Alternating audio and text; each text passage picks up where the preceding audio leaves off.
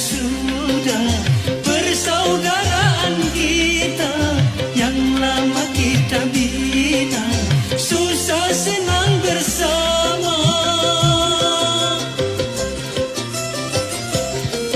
Apa artinya berteman di belakang kau menikah?